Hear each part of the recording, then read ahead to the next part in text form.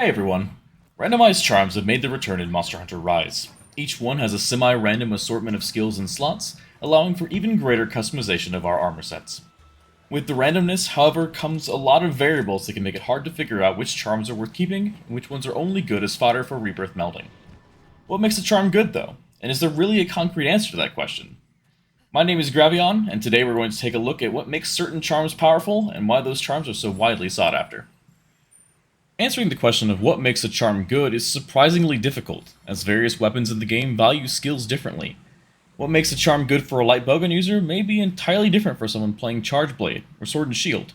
As such, recognizing what makes a charm good for your preferred weapon type starts with understanding what skills are valuable for the weapon you use. Does your weapon change forms during combat? Then maybe a charm with Rapid Morph on it might be important to you. Do you need to stack Pierce up to maximize damage for your weapon? Then getting Pierce on a charm is probably going to be pretty exciting. Now, not every weapon uses an entirely unique set of skills in its sets, and there's a lot of overlap between weapons. For the most part, stacking large amounts of crit and combining that with the critical boost skill is pretty standard across most weapon types. As such, charms with points and weakness exploit are extremely sought after, as they can help you get close to the 100% crit mark, while opening up your normal gear slots for other skills. In addition to this, Critical Boost has been extremely powerful since it was added to the game in Monster Hunter Generations. It also has pretty limited availability on pieces of armor, so getting it on a charm can free up entire armor slots.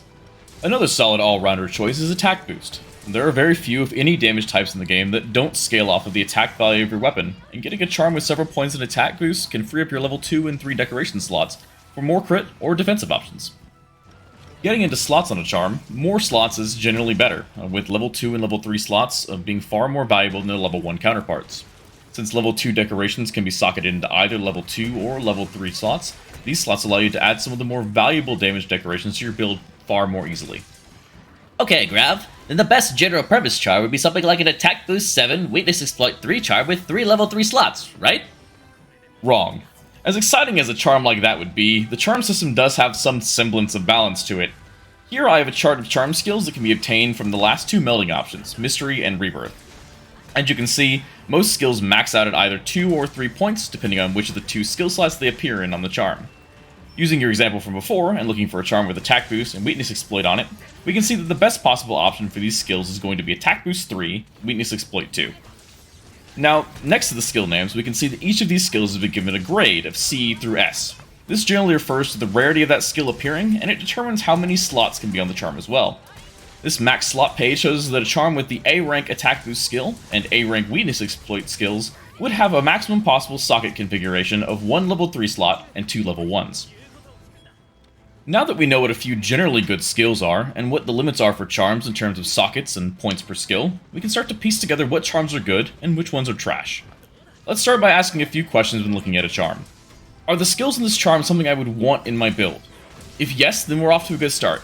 If no, grab it anyway, as you may want it later down the line, and you can always use it for rebirth melding if you don't. Are these skills easy to get on other pieces of armor, or are my options more limited if I choose not to use a charm with these skills?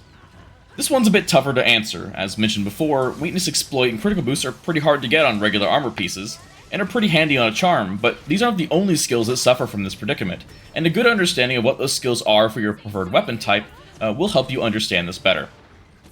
How many points of important skills are on the charm? Does the skill in question only have 1 point in it, or did you get a maximum roll for the best value?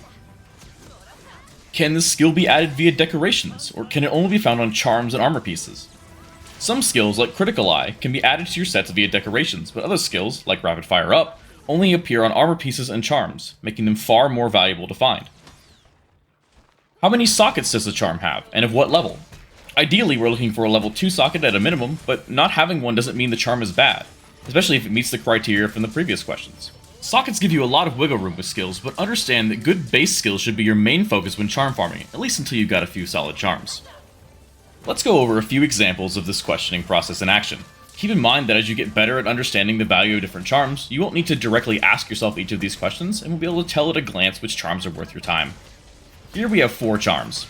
The first charm has 2 skills on it, and only a single level 1 socket. It also got a maximum roll for one of the 2 skills.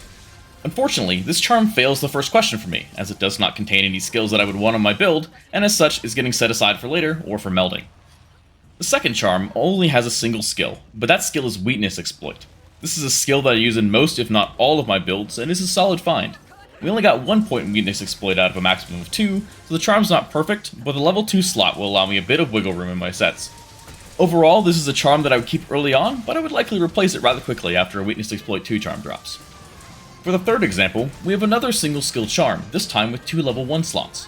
Agitator is one of the skills that I would like in a set that is also pretty limited in availability. However, due to having requirements to activate, it loses a lot of value compared to more consistent damage options, like attack boost. I would still hang on to this charm, and would avoid melding it as a future patch may bring more options to us and allow me to fit it into one of my sets, but for now, this charm is pretty mediocre compared to other options.